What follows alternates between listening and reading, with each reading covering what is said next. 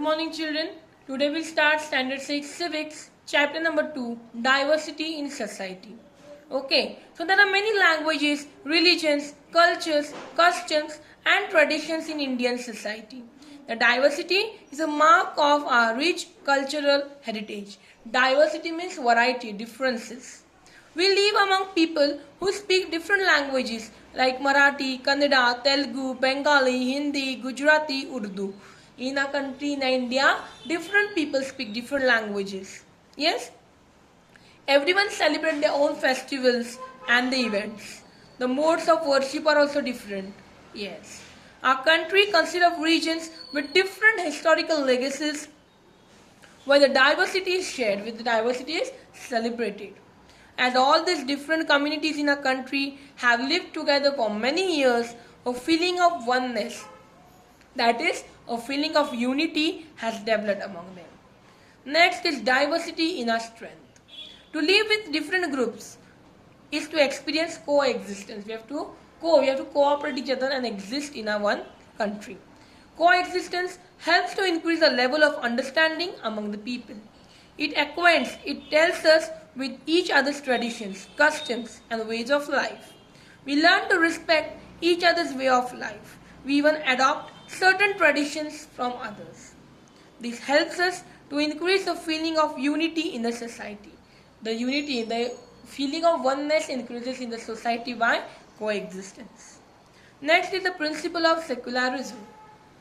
Indian society consists of people following different religions.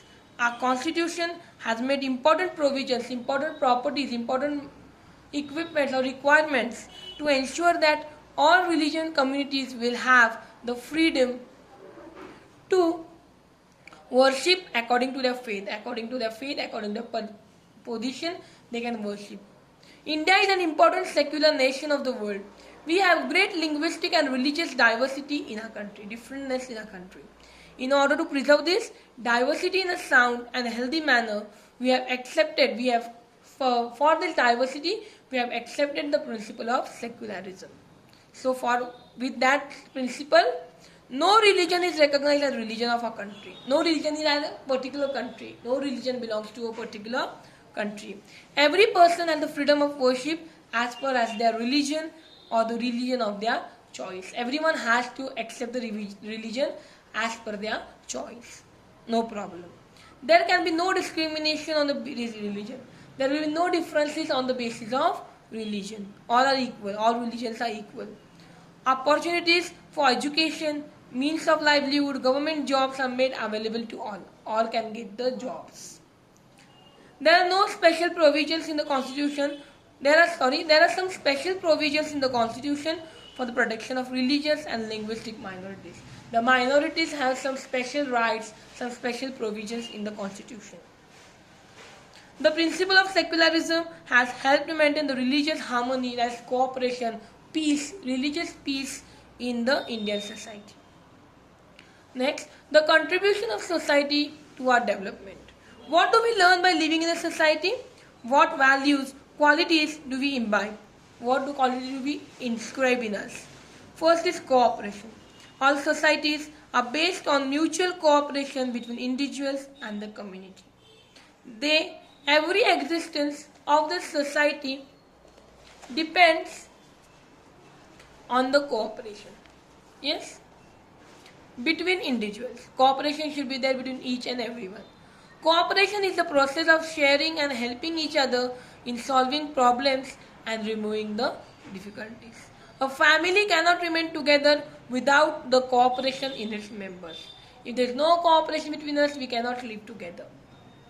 The same is true for a society.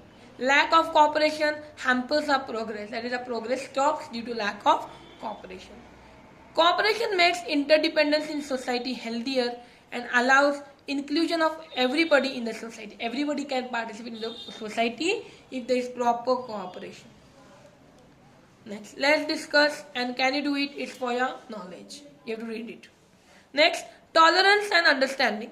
Just as there is cooperation in society, also at times there can be differences in the opinions. Opinions can be different. So due to that opinions, some quarrels can be done, small fights can be done. but that should be again solved. Disputes and conflicts arise when there is lack of agreement. If no agreement is there, if nobody agrees to that, then the disputes arise. Prejudices or misconceptions, गैरसमझ जे होते that we should solve it by talking to each other. However, it is in nobody's interest to keep a conflict going for a long time. We should not stretch that fight or stretch that conflict.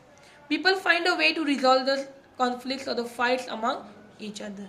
Yes. So we should compromise it, some or other. Thus, conflicts can end if people make efforts to understand each other. If we make efforts to understand each other, we can end the fights or conflicts. And understanding leads to a lot of new learning. If we are understanding, we can learn a lot of things. We accept new ideas. This helps to further enrich, to further strengthen our social life. We become more tolerant. We try to tolerate all the things. Society proves use an opportunity. It provides us a lot of opportunities to learn the simple method of maintaining well-being and peace. We should maintain the peace in society. We can learn it if we have understanding nature. Next, an opportunity to perform different roles. In society, we play different roles. Each individual has different role, different part to play. Yes? So each person has different responsibilities. While playing these roles, at home and outside, we form bonds, we form relations with many people. And however, changes may occur in the parts we play. The relation may change. So next part. Yes. Now see, this is you. And your relation with son, daughter, grandson, grandmother, granddaughter, member of our friends, class representative, sports person, yes, cleanliness ambassador, member of friends, students. You have different relations, you have different roles in a society. Now regulation of society, we'll see. Let's see. In order that society functions smoothly, society works properly, some rules are required. In ancient times, in old times, society was mostly regulated with the help of traditions. But in modern times, nowadays, along with traditions, laws are also needed. Law is different from traditions and customs. The regulation of society through laws and traditions is carried out by different organizations, different institutions, different societies. The government bodies at local level also play an important role in the process of regulation of society. The government also plays an important role in this regulation of society, making the society to run properly and smoothly. With this, we complete our history and civics portion of a terminal exam. Okay, bye bye.